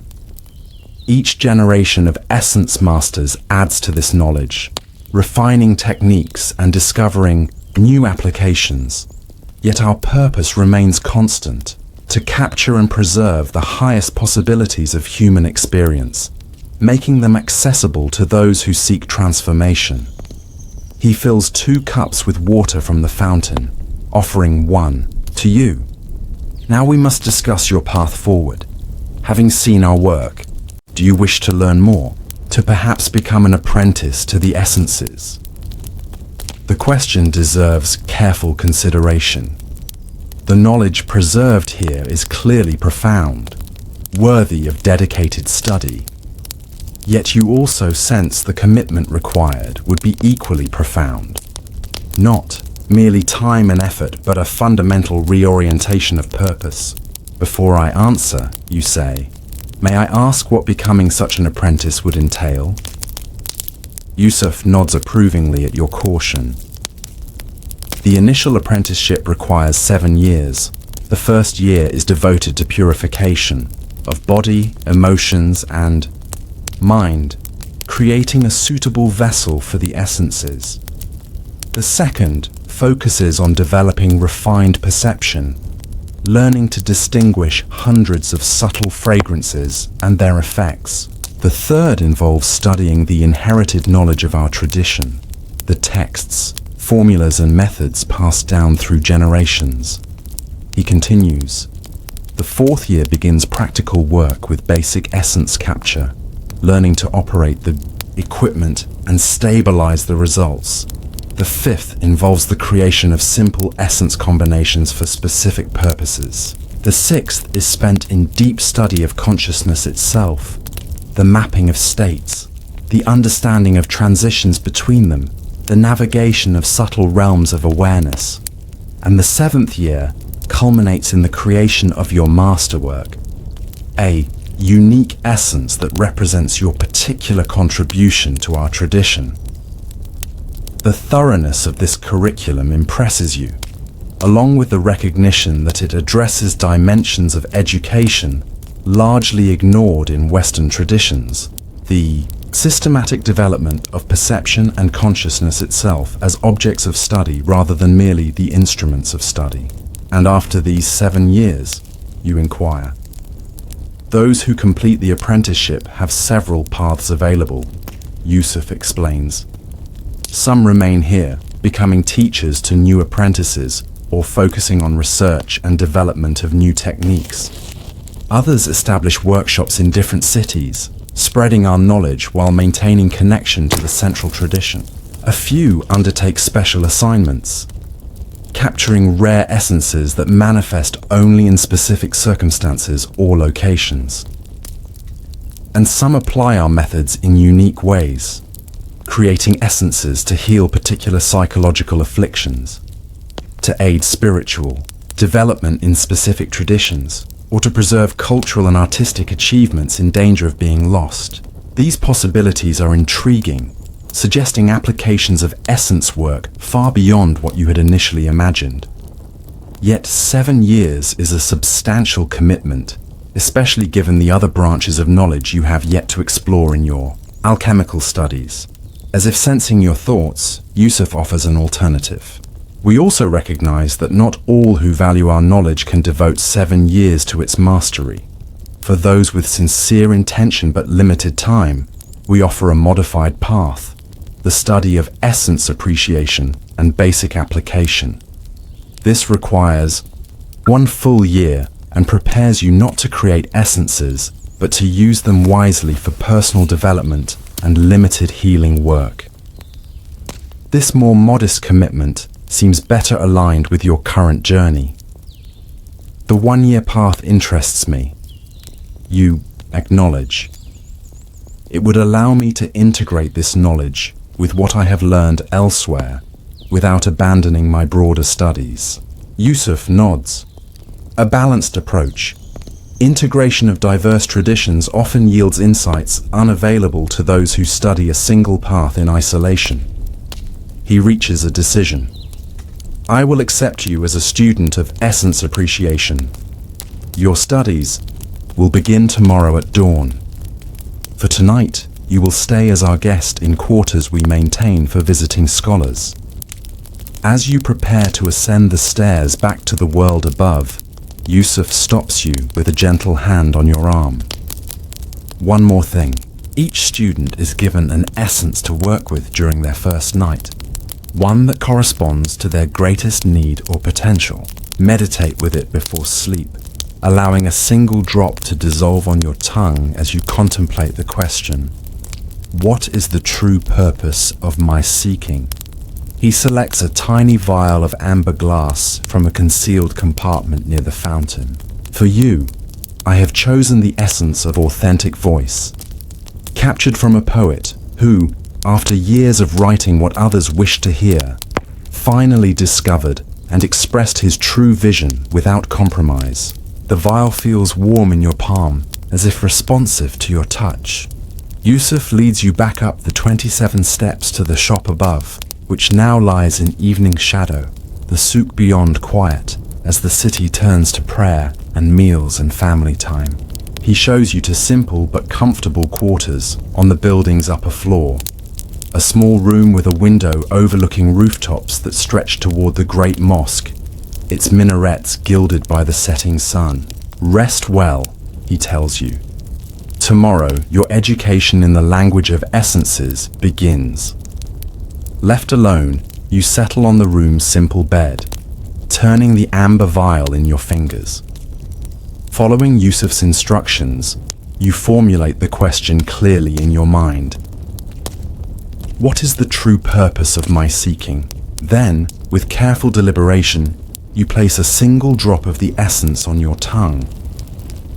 Unlike the earlier experiences with essences, this one does not produce immediate dramatic effects. Instead, a subtle clarity begins to spread through your awareness. Not a specific emotion or realization, but a quality of authenticity that dissolves pretense and expectation. You find yourself considering your journey through various alchemical traditions with fresh perspective, recognizing patterns and motives previously hidden from your own awareness. You have told yourself and others that you seek wisdom for its own sake, yet now you recognize more complex motivations beneath this noble claim. A desire to be special, to possess knowledge others lack, to transcend the limitations that define ordinary lives. Not entirely ignoble aims, perhaps, but not the pure seeking you had imagined. Yet beneath these, the essence reveals something deeper still, a genuine longing for integration, for the healing of ancient divisions between mind and heart, thought and feeling, material and spiritual. This authentic core of your seeking has been present all along, obscured at times by ego and ambition, but never entirely absent. As the essence's effect deepens, words begin to form in your consciousness, not as external voice, but as your own thoughts clarified and purified of habitual distortion. They arrange themselves with poetic precision, expressing truths you have always known, but never articulated so clearly. I seek not power over nature, but communion with her rhythms, not mastery of secrets, but reconciliation with mystery, not escape from mortality, but full presence in each moment. not knowledge as possession, but understanding as relationship. The simplicity and truth of these lines bring tears to your eyes. This, you realize, is your authentic voice, one that has been trying to speak through your studies and experiments, your travels and conversations, but has often been drowned out by louder, more insistent voices of ambition and fear. With this, recognition comes a sense of alignment, a subtle but profound shift as disparate aspects of yourself fall into more harmonious relationship. The essence has not given you anything new, but has instead revealed what was already present, awaiting recognition. As you drift towards sleep, you feel gratitude for the Essence Masters and their preservation of such powerful tools for self-discovery.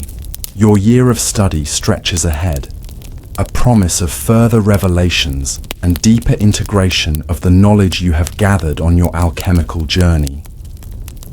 The last thought before sleep claims you is a recognition that all branches of alchemy, whether working with metals, medicines, or essences, share a common purpose beneath their diverse methods: the elevation of consciousness through the transmutation of the gross into the subtle, the heavy into the luminous, the divided into the whole. This moment fades softly now. Let's continue on, deeper into the past.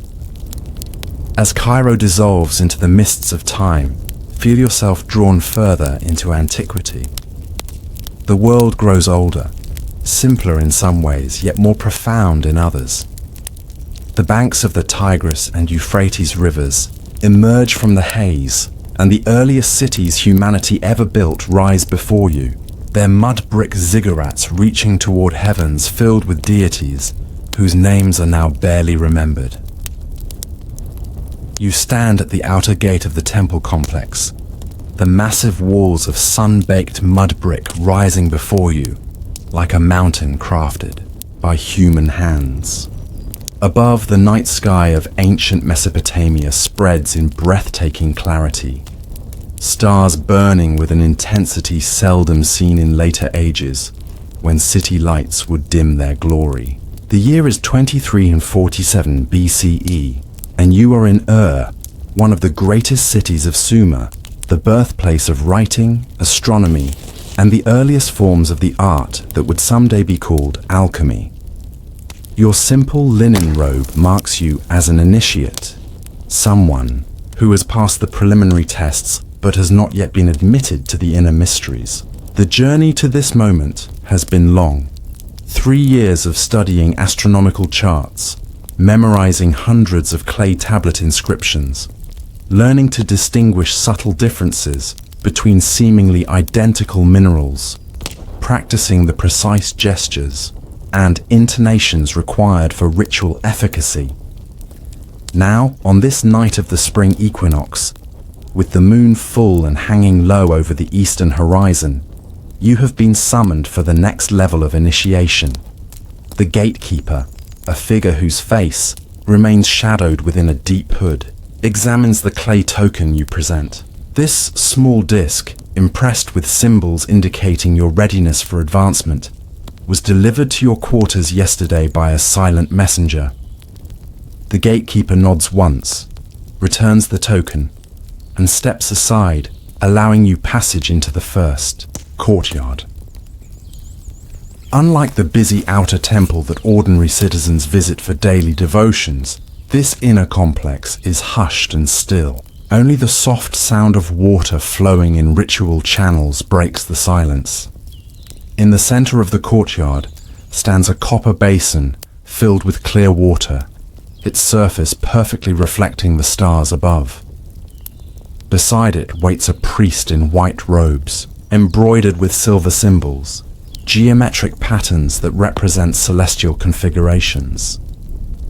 You come seeking the knowledge of transformation, the priest states, his voice neither question nor accusation, but simple recognition. I do, you respond with the traditional phrase, as the stars transform night, as clay transforms through fire, as seed transforms through earth and water. The priest nods, satisfied with your response. Then prepare yourself for the first purification. Gestures to the basin, and you understand what is required. Removing your sandals and robe, you step naked into the water, which is unexpectedly warm despite the cool night air.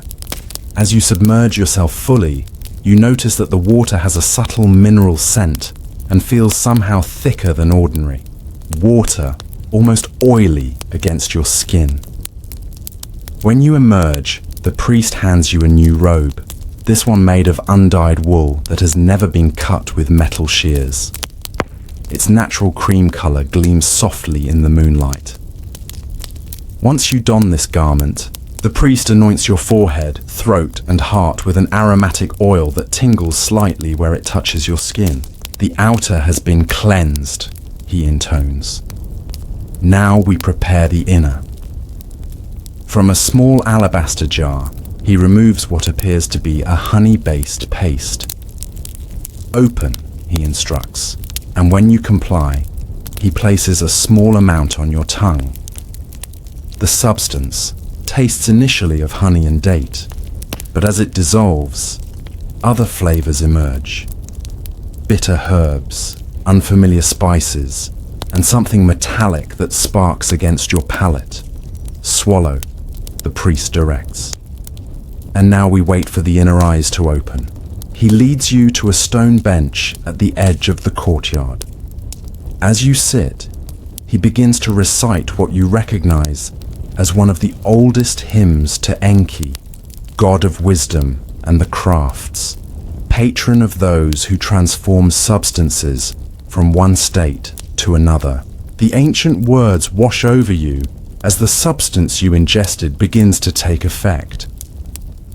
Your senses sharpen gradually, first hearing, so that the priest's voice seems to contain harmonics and overtones previously imperceptible. Then sight, the stars, above growing not larger but somehow more present, their light containing information rather than mere illumination. Then touch, your skin becoming aware of subtle air currents, the precise texture of the wool robe against your body, the molecular dance of matter itself. When the priest falls silent and studies your face, he appears satisfied with what he sees. The gates of perception have been unbarred, he declares. Now we may proceed to the house of transformation. He leads you through a narrow doorway in the courtyard wall, then down a long corridor illuminated only by the light of stars falling. Through precisely positioned openings in the ceiling, the path descends gradually and you realize you are being led underground beneath the temple complex. The corridor eventually opens into a large circular chamber with walls of fired brick glazed in deep blue. 7 niches are set into these, walls at equal intervals, each containing a different colored flame burning in a bronze bowl. White, violet, blue, green, yellow, orange, and red. At the center of the chamber stands a circular work table of polished stone, and beyond this, set into the far wall, is a furnace built of special bricks that can withstand the intense heat required for transformation work. 3 other figures are already present in the chamber: an elderly man whose hands bear the stains of decades working with minerals and reagents, a woman of middle years with eyes the color of amber and hair completely hidden beneath a silver-embroidered head covering, and a youth hardly older than a child who tends the furnace with focused attention. The initiator brings one who seeks the way of transformation, your priest announces formally. The elderly man looks up from the clay tablets he has been studying. What does the seeker bring as offering to the work? This is not a question you were prepared for, and momentary panic flickers through you. You have brought nothing material, no precious metal, no rare herb, no carefully prepared compound. In this moment of uncertainty, you feel the substance you ingested earlier shifting your perception again. Time seems to slow, allowing you to consider the question at a deeper level. What do you truly bring to this sacred work? Not external objects, but internal qualities. The answer forms with unexpected clarity. I bring attention refined through practice, humility born of recognizing how little I know, and devotion to the mystery that animates all transformation, you respond, the words feeling not rehearsed, but authentically your own. The three figures exchange glances. The woman steps forward, her amber eyes studying you with penetrating intensity. An offering most rare, she says finally, and more valuable than gold or lapis lazuli. You may approach the table of working. As you move to the central table, you notice objects arranged upon it with ceremonial precision.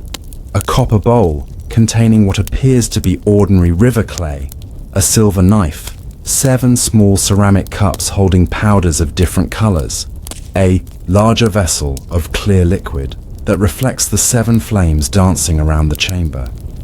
And at the center, a curiously shaped stone of deep black that seems to absorb light rather than reflect it.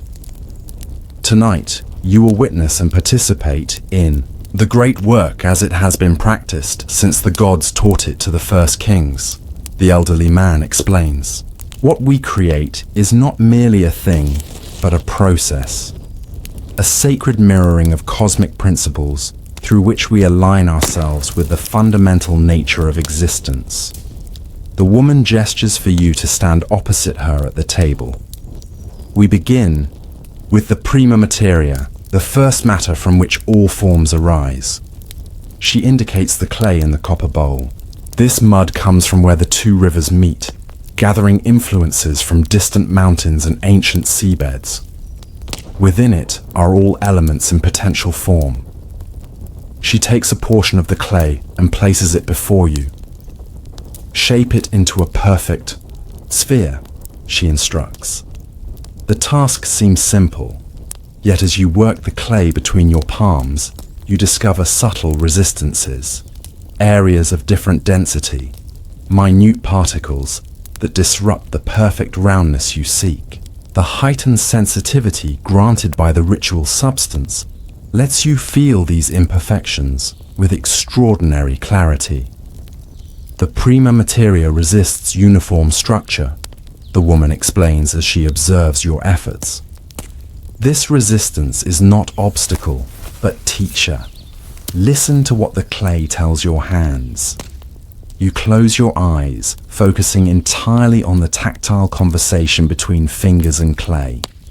Gradually, you begin to feel not just the physical substance, but what seems to be its inner quality, and intelligence or memory stored within its molecular structure. The clay has its own history, eons of transformation from rock to sand to silt to mud, carrying traces of everything it has contacted along its journey. With this deeper perception comes improved ability. Your hands move with new confidence, not imposing form on the clay, but collaborating with its inherent properties. When you open your eyes again, the sphere between your palms has achieved a level of perfection that surprises you. The first wisdom, the elderly man nods approvingly. True making is always conversation, never conquest. The woman takes the clay sphere from your hands and places it on a small copper plate.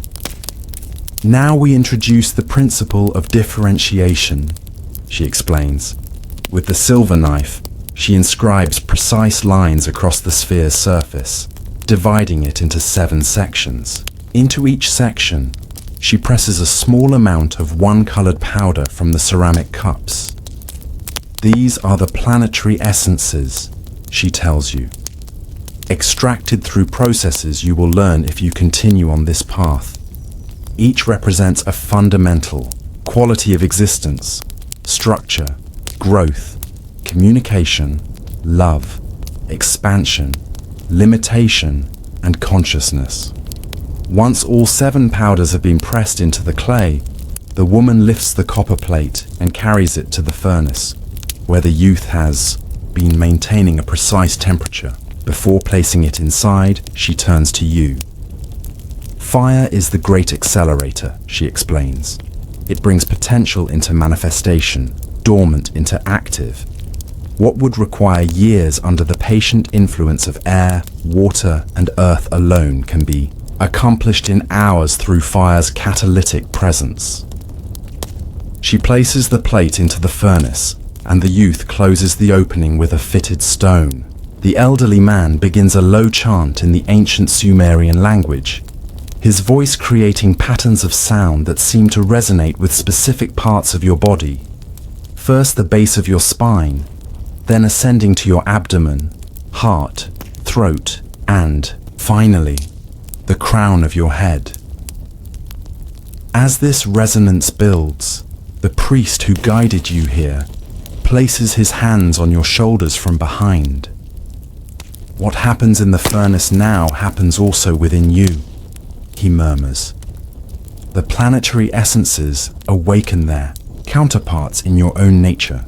Observe without attachment as each quality intensifies. True to his words, you begin to experience a succession of internal states, each arising with unusual intensity before giving way to the next. First comes awareness of your physical structure, bones, muscles, organs. The Saturn principle of form and limitation. Then the Jupiter quality of expansion and growth, manifesting as optimism and a sense of boundless possibility. This yields to the martial energy of assertion and courage, followed by the solar clarity of integrated consciousness. Venus brings a wave of connectivity and appreciation for beauty. Mercury quickens your mental processes. And finally, the lunar receptivity opens you to subtle influences, ordinarily beyond perception. As these qualities cycle through your awareness, the woman begins her own chant, weaving a counterpoint to the elderly man's continuing drone. The 7 flames around the chamber pulse in rhythm with their voices, growing brighter, then dimmer, in a complex pattern that somehow corresponds to the shifting states within you. The youth, silent until now, takes up a small drum and begins, a heartbeat rhythm that further coordinates these elements. You realize you are experiencing not just a chemical operation, but a multidimensional ritual technology that works simultaneously on substance, sensation, emotion, and consciousness. How long this continues, you cannot say. Time measurement surrenders to direct experience of duration as quality rather than quantity. When the chanting finally ceases and the drum beat fades to silence, you feel simultaneously energized and deeply peaceful, as if opposing forces within your nature have entered. Temporary but perfect equilibrium. With these instructions, the priest leaves you to rest until dawn. As you settle onto the reed mat, physical exhaustion suddenly makes itself known, the intensity of the night's experiences having suspended normal awareness of bodily needs. Yet despite this tiredness, your mind remains crystal clear, processing what you have witnessed and participated in. You understand now that what would later be called alchemy began not as a search for material wealth or even physical immortality, but as a sacred technology for maintaining harmony between cosmic and terrestrial realms. The transformation of substances served as both practical method and symbolic enactment of principles believed to sustain the ordered universe against the ever-present threat of chaos. As sleep finally approaches, bringing with it the border realm between ordinary consciousness and the dream world where gods once spoke directly to humans, you glimpse a vast continuity, how the Sumerian art of transformation would flow through history, adapting to new cultures and belief systems while preserving its essential methodology. You see Egyptian priests incorporating these practices into their own mysteries, Greek philosophers abstracting the underlying principles into theoretical frameworks, Arab scholars systematizing and expanding the experimental techniques, and medieval European monks reinterpreting the art through Christian symbolism. Through all these transformations of alchemy itself, the central insight remains that consciousness and matter are not separate domains but aspects of a single reality. That transformation of one affects the other, and that human beings occupy a unique position as bridges between worlds, capable of conscious participation in the ongoing creation and refinement of existence. With this understanding held like a precious stone in the palm of your awareness, you surrender to sleep, your dreams filled with images of stars reflected in water, fire transforming clay to crystal, and ancient hands passing wisdom forward through countless generations. A wisdom that recognizes in the material world not dead matter but living symbol, not resources to be exploited, but manifestations to be engaged in respectful conversation. When morning comes and sunlight filters through the small window of your quarters, you wake with complete recall of the night's experiences, not just the external events, but their inner significance. The priest arrives as promised, bringing fresh bread and dates for breaking your fast before beginning the formal instruction. You have questions, he observes, noting the expression on your face. Many, you acknowledge. But first among them, why does the most ancient form of this art seem in some ways more advanced than later versions? Last night's work integrated elements that would later be separated: chemistry and spirituality, personal transformation and ritual technology, practical application and cosmic alignment. The priest smiles. You perceive correctly. Knowledge does not always advance in linear fashion. Sometimes understanding becomes fragmented, specialized, reduced to its utilitarian aspects. The earliest practitioners worked in greater unity because they had not yet drawn artificial boundaries between domains of reality. He selects a tablet from the shelf and places it before you. The cuneiform symbols inscribed on its surface include diagrams showing celestial alignments correlated with material properties and states of consciousness. Study this first, he instructs. It contains the primary correspondences upon which all our work is based. When you can see these relationships directly without reference to memorized tables, you will have taken the first step toward mastery. As you begin examining the tablet, absorbing its ancient wisdom through eyes newly awakened to subtle perception, you feel profound gratitude for the opportunity to learn this art in its original integrated form, before it would be divided, specialized, and in some ways diminished by later cultures, focusing on particular aspects while losing sight of the whole. Yet you also recognize that each cultural expression of the alchemical art brought its own valuable contributions: Egyptian precision in material preparation, Greek theoretical frameworks, Arabic experimental methodology, European symbolic richness. The fragmentation had purpose, allowing deeper exploration of specific domains before eventual reintegration in a higher synthesis. Your month of intensive training passes quickly, filled with practical instruction in identifying and preparing materials, ritual protocols for different operations, astronomical calculations determining optimal timing, and inner practices for developing the perceptual refinement necessary for the work. You learn to read the qualities of metals by their resonance when struck, to distinguish minerals by subtle energetic signatures as well as physical properties, to prepare catalysts that facilitate specific transformations, and to maintain the precise conditions required for successful operations. More importantly, you learn to recognize the correspondences between external processes and internal states, how the calcination of materials relates to the burning away of illusion in consciousness, how dissolution of solids in appropriate solvents parallels the softening of rigid mental constructs in meditative awareness, how coagulation of essences into new forms mirrors the crystallization of insight into understanding.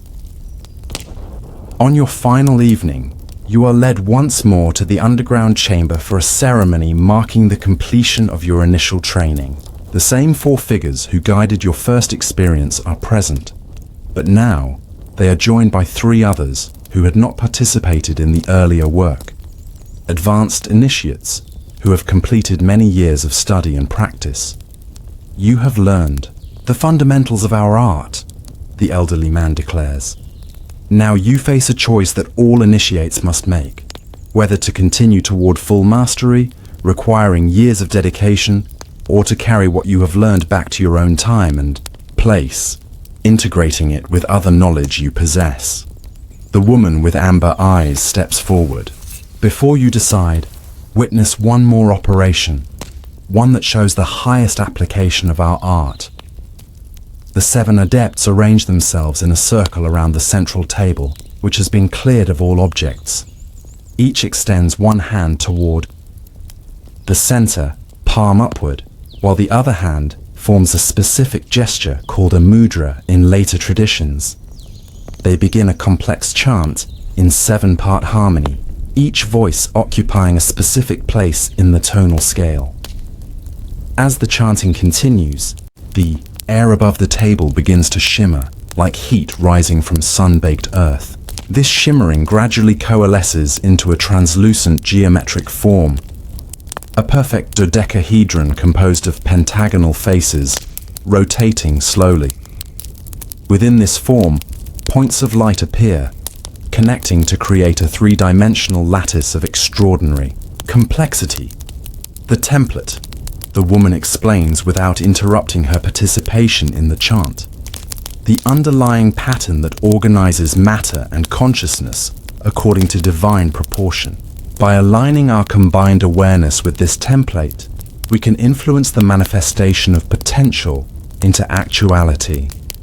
You observe in fascinated silence as the geometric form grows more defined and the lattice of light within it more complex. Eventually, this structure begins to emit a soft radiance that fills the chamber with golden light, seemingly solid yet able to pass through physical objects without hindrance. This light carries information, the elderly man explains, also maintaining his part in the ongoing chant. It encodes patterns that promote harmony, health, and alignment with cosmic order. When released into the world, it subtly influences all it touches, restoring balance where there is discord, stimulating growth where there is stagnation, and facilitating healing where there is injury or disease. This is the highest goal of our art, not to impose our will upon nature, but to serve as conduits for the emergence of patterns that reflect the highest potential of existence. The chanting gradually subsides, and the geometric light form at the center of the table grows ever more radiant and still. Finally, with a gentle collective exhalation from the 7 adepts, the luminous template dissolves into countless sparks that ascend through a narrow shaft in the ceiling, vanishing into the night sky above. A deep silence fills the chamber. You sense a profound peace, a resting after great work. The elderly man lowers his hands and speaks. Now you have witnessed the work in its truest form. This is the gift of our tradition. A legacy embedded not merely in objects or secret formulas, but in the harmonization of matter and consciousness with the deepest order of the cosmos. The woman with amber eyes adds, "You may choose whether to continue with us, to devote yourself fully to these mysteries, or to carry their memory back to your own place and time. Each path is valuable, but know that what you have seen tonight, the generative matrix, the pattern that calls forth harmony, can be recalled whenever you work with intention, humility, and alignment to the greater pattern. The ceremony concludes with a simple affirmation, spoken in unison by all present. As within, so without. As above, so below. In all things, unity. You bow in gratitude, understanding that the greatest secret entrusted to you tonight is the living template of harmony, a resource you can draw on in every future act of creation, healing, or transformation. Thank you for spending this quiet time with us, drifting through forgotten echoes of history. If this story brought you peace, please like, subscribe, and share it with someone who needs rest. We'd love to hear from you in the comments below. Until next time, sleep well, dream softly, and good night.